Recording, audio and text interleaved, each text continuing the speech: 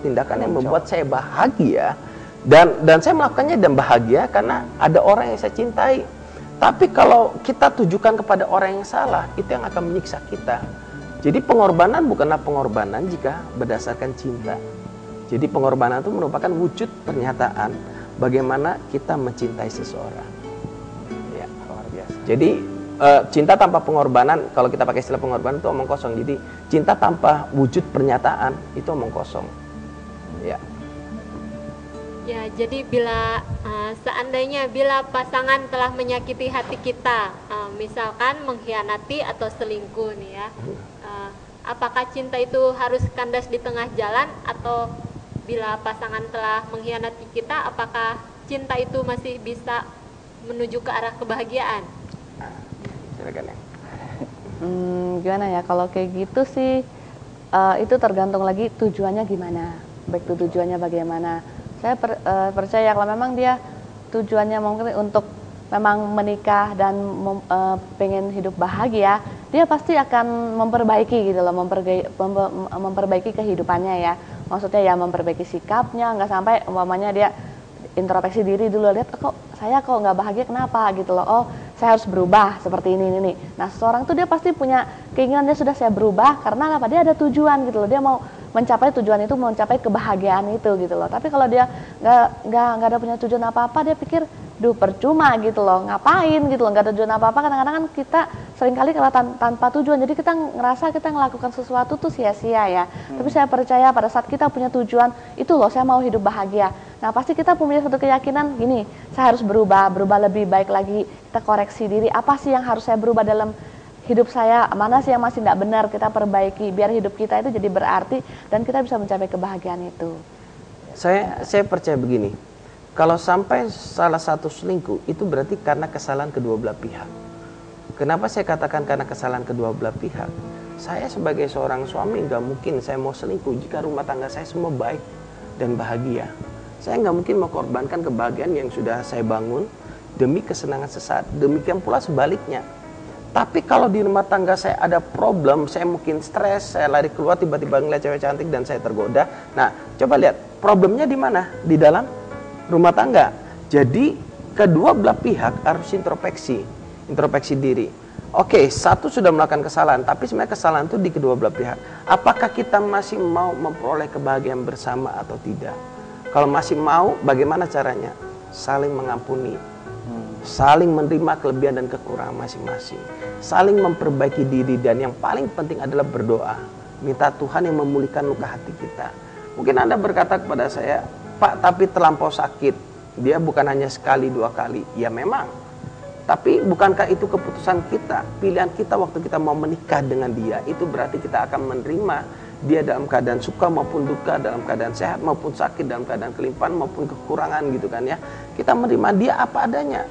Kalau misalkan kita salah pilih, berarti siapa yang salah pilih? Kita sendiri. Kalau saya salah pilih, berarti saya harus bertanggung jawab dengan pilihan saya yang salah itu. Nah, apakah saya mau memperbaikinya? Saya percaya waktu kita punya keinginan untuk memperbaikinya, maka rumah tangga kita bisa terselamatkan. Ya. Di dalam kebahagiaan itu apakah juga ada unsur kayak pertengkaran? Apakah bahagia bukan senang-senang, bukan hal yang baik-baik saja, Pak Sasro? Dalam kebahagiaan itu, makanya saya katakan untuk mencapai sebuah kebahagiaan dibutuhkan sebuah proses. Itu ada yang saat senang, ada saat pertengkaran. Pertengkaran itu merupakan bagian dari proses pengenalan, saling mengenal. Misalkan istri saya marah-marah sama saya, kenapa sih kamu kok pulangnya jam 9 malam terus, atau seperti gini misalkan jam 1 pagi, kenapa sih kok pulangnya jam 1 pagi, lupa ya sama istri sama anak. Sebenarnya kan sederhana. Sebenarnya kenapa dia marah begitu?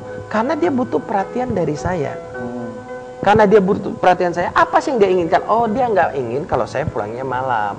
Ya udah, tinggal diturutin aja, apa sih sulitnya gitu kan. Demikian pula sebaliknya, kalau misalkan saya marah, kamu ini laki suami pulang kerja kok masih baunya bau udang, bau tempe, bau dapur gitu kan, coba mandi. Aduh, kamu ini, misalkan saya marah begitu, apa sih itu artinya?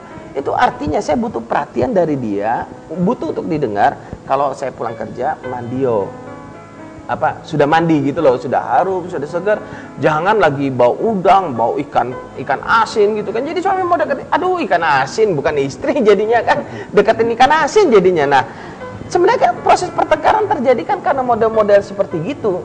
Kalau proses pertengkaran seperti gitu itu merupakan proses pengenalan apa sih yang diinginkan oleh istri, apa sih yang diinginkan oleh suami. Jadi komunikasi dalam rumah tangga juga itu sangat penting ya Pak ya? Oh, sangat penting. Pertengkaran nggak akan pernah bisa selesai tanpa keterbukaan, kerendahan hati, dan komunikasi. Saling menerima. Ya, saling menerima. Tanpa itu nggak akan bisa.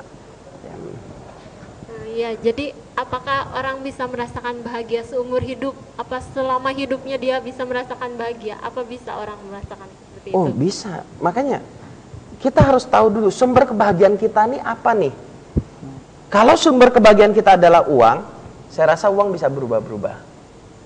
Waktu ada uang happy, nggak ada uang sedih. Karena itu sumber kebahagiaan kita. Kalau sumber kebahagiaan kita adalah pasangan kita, ya manusia ada umurnya. Suatu saat, maaf, walaupun kami sudah menikah, suatu saat entah siapa yang duluan dipanggil Tuhan. Ya kan? Kalau sumber kebahagiaan kita adalah kenikmatan hidup, dugem, dan segala macam, itu semua bisa berubah-berubah. Tapi kalau sumber kebahagiaan kita adalah Tuhan, Tuhan yang hadir dalam hati kita, di dalam rumah tangga kita, dan itu menjadi prioritas utama kita, kita bisa bahagia untuk seumur hidup. Karena seringkali masalahnya kebahagiaan kita diukur berdasarkan sesuatu yang sifatnya sementara. Kalau sesuatu yang sifatnya sementara itu ya dia berubah-berubah, khususnya uang, rumah, kemudian kasih sayang yang sementara kelihatannya itu bisa berubah-berubah. Tapi kalau sumber kebahagiaan kita adalah Tuhan, cinta dari Tuhan kepada kita, ya kita bisa bahagia. Ya, luar biasa.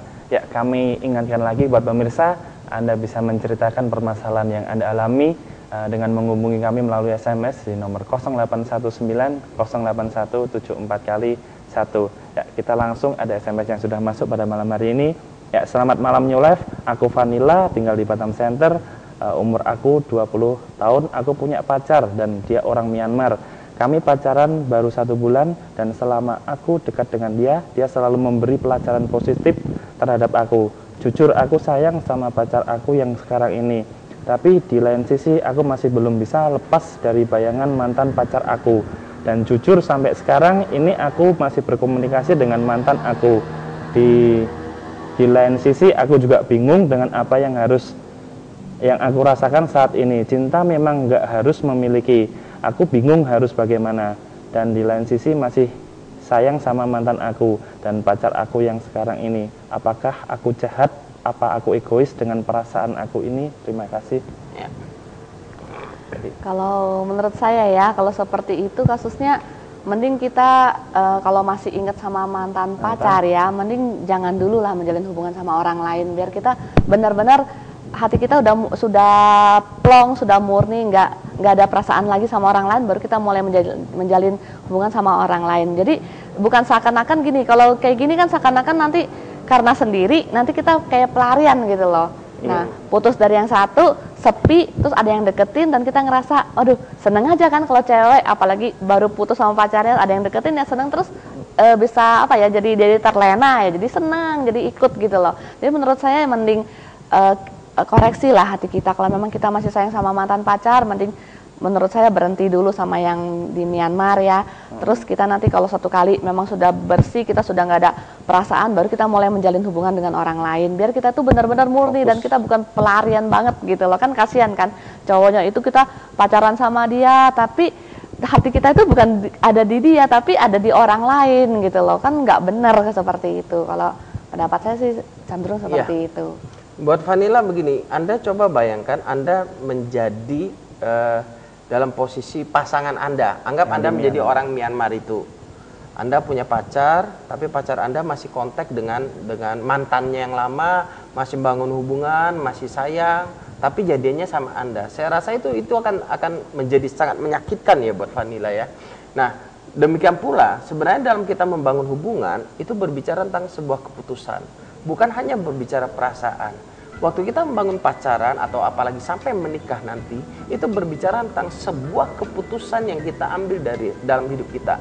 Kita mau menikah sama siapa, kita mau berkomitmen sama siapa, lakukanlah dengan orang itu, maksudnya jalanilah dengan orang itu dengan setia. Memang kalau Anda mau bicara perasaan, Anda mau bicara godaan, sampai umur berapapun godaan akan selalu ada dalam hidup kita. Kita melihat cowok kita sudah ganteng, nanti muncul lagi cowok yang lain yang ganteng, berduit, pokoknya boys gitu kan. Kita mulai tergoda lagi. Makanya dibutuhkan satu kedewasaan. Ya tadi saya katakan buah itu tunggu matang baru dipetik. Kalau Anda tidak dewasa di dalam membangun hubungan, jangan membangun hubungan. Kenapa? Kalau Anda tidak bisa mengendalikan perasaan, jangan membangun hubungan, karena Anda akan melukai perasaan orang lain dan perasaan Anda juga akan terluka. Tetapi jika Anda sudah dewasa, Anda sudah bisa membuat keputusan yang benar dalam hidup ini untuk Anda membangun satu hubungan dan lawan jenis, baru Anda melangkah ke sana. Kalau enggak, jangan, karena akan menyakitkan. Ya, kita break sejenak untuk jeda pariwara berikut ini. Tetap bersama-sama dengan kami, jangan kemana-mana pemirsa, karena kami segera hadir sesaat lagi.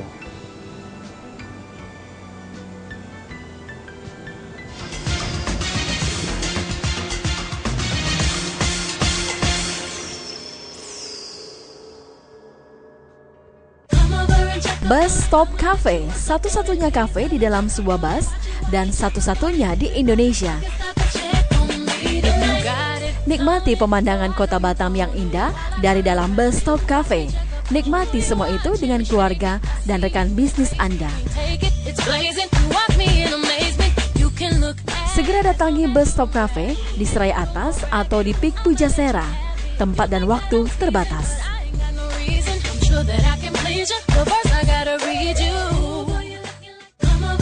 Bus Stop Cafe, satu-satunya kafe di dalam sebuah bus dan satu-satunya di Indonesia. Nikmati pemandangan kota Batam yang indah dari dalam Bus Stop Cafe. Nikmati semua itu dengan keluarga dan rekan bisnis Anda. Segera datangi Bus Stop Cafe di Serai Atas atau di Pik Pujasera.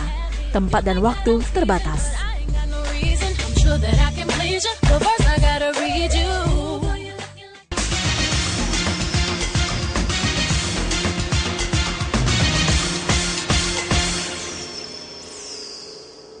Ya, terima kasih pemirsa karena Anda masih tetap setia bersama kami. Ya, kami ingatkan lagi buat pemirsa yang ada di rumah, Anda bisa menceritakan permasalahan yang Anda alami langsung kepada narasumber yang sudah hadir di studio pada malam hari ini dengan menghubungi kami melalui SMS di nomor 0819 081 74 kali 1. Ya, saya ulangi sekali lagi pemirsa, Anda dapat menceritakan